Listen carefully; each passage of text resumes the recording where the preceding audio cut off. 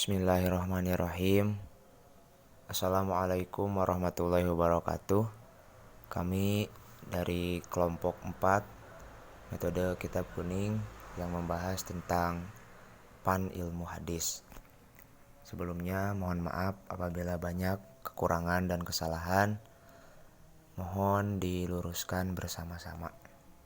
Bismillahirrahmanirrahim. Pada paragraf pertama membahas tentang pengertian ilmu hadis.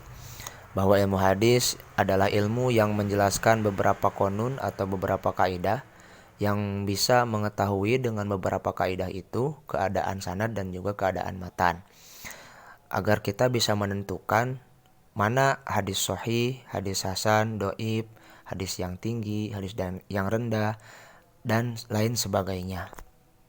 Sedikit tentang i'rab pada paragraf pertama. Ada huwa ilmun.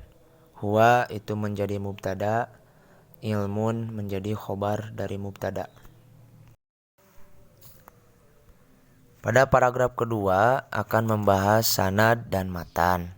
Sanad yaitu menceritakan perjalanan matan atau membahas perjalanan matan. Jalan matan tersebut dinamakan dengan sanad adalah karena musnid berpegang kepadanya ketika menyandarkan matan ke sumbernya. Demikian juga para hufad menjadikannya sebagai pegangan atau menjadikan pedoman dalam menilai suatu hadis apakah sahih atau dhaif. Secara bahasa, sanad bisa diartikan dengan al-mu'tamad yang bisa dipegang atau yang dijadikan pegangan, atau juga dapat diartikan martapa'a yang diangkat minal ardi dari tanah. Adapun yang disebut matan secara bahasa masoluba wartapa'a minal ard, sesuatu yang keras dan tinggi terangkat dari bumi atau dari tanah. Secara istilah, matan berarti ma yantahi ilaihi sanadu minal kalami, sesuatu yang berakhir padanya terletak sesudah sanad, yaitu berupa perkataan. Bisa ditarik kesimpulan bahwa bahwa matan ialah lafaz hadis atau isi hadis. Pada paragraf ketiga dan keempat menjelaskan tentang hadis mutawatir. Apa itu hadis mutawatir? Adalah hadis yang diriwayatkan oleh orang banyak yang mustahil menurut adat bahwa mereka bersepakat untuk berbuat dusta. Hadis mutawatir ini sekurang-kurangnya periwayatannya itu oleh 10 orang dan tidak terbatas. Maka dari itu di sini dicontohkan pada hadis man kazzaba alayya mu'tamidan ila akhirih, di sini diriwayatkan oleh 100 orang. Bahkan ada pendapat lain, periwayatan hadis tersebut diriwayatkan oleh 200 orang.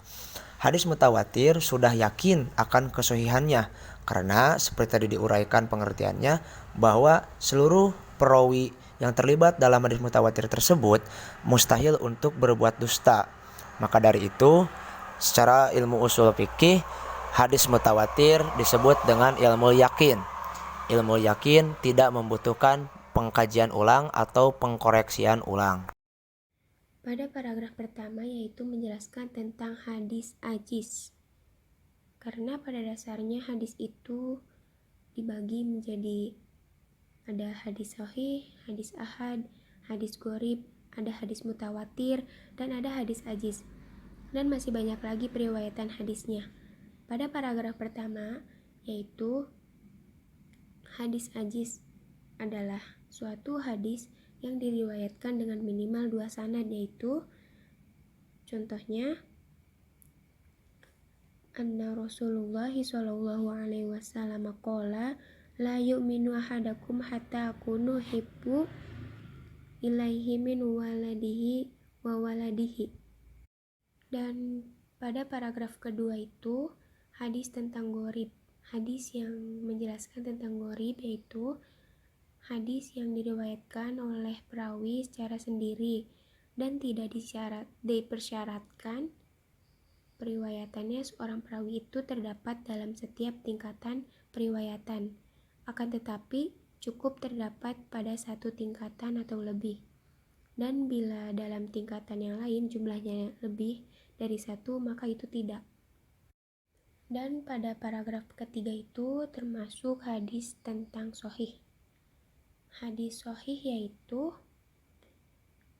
menurut istilah hadis adalah hadis yang sebagai lawan kata dari kata sakim atau sakit.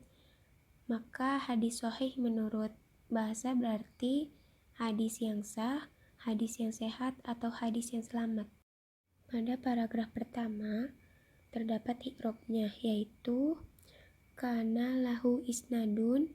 Kana amil nawasi, amalnya itu merupakan isimnya, menasabkan khobarnya, lahu jadi khobar kana, isnadun jadi isim kana. Pada paragraf kedua yaitu wahwa torbuhu, itu wahwa jadi mubtada, tarbuhu jadi khobar. Pada paragraf ketiga yaitu i'rabnya al-fasiku wal majhulu. Al-fasiku jadi fa'il dari khoroja. Kalau wal majhulu wawunya wawu atop, wal majhulu jadi maktub alaih al-fasiku.